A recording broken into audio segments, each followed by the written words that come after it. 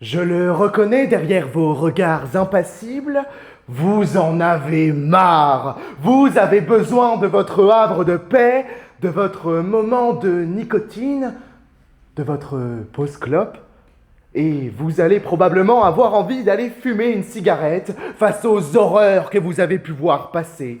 Nous sommes déjà morts, le mouvement est impossible, l'eau est sèche, tant de choses tellement dangereuses pour la santé mentale et physique.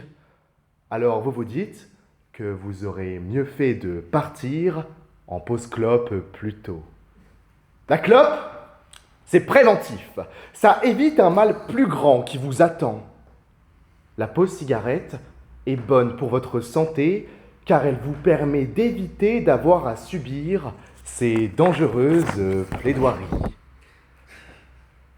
On ouvre la porte de l'hôpital avec un nœud au cerveau géométrique, le cercle a des angles, le pronostic vital est engagé, un cours de géométrie de 4e sur 4 minutes 36. On commence par la définition terre à terre de pi, 4, 6, 8, 13, 12, syndrome post-traumatique. Mais ce n'est pas le plus dangereux, mesdames et messieurs. Le Belzébuth de cette plaidoirie réside dans le raccourci gargantuesque entre le cours de géométrie et la Shoah. Chers jurés, une pause clope un peu plus longue cette fois-ci vous aurez maintenu dans une santé mentale un peu plus grande.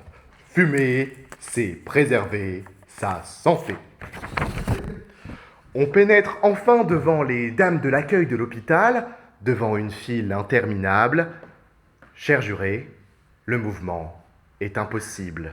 Alors, une méningite nous prend au cerveau, le premier mal, le grand mal de la file d'attente, une phrase, une seule phrase et surtout une seule question qui bouge entre le quai du train et le moi du quai.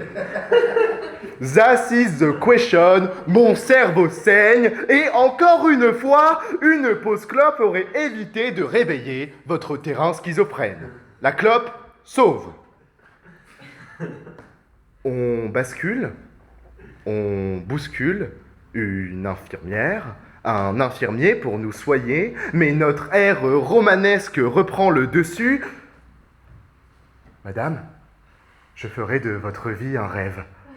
Vous devenez bipolaire car la partie est plus grande que le tout et le tout est plus grande de la partie car nous sommes le tout mais aussi la partie et cela semble si évident car c'est pas toi, c'est moi mon cœur.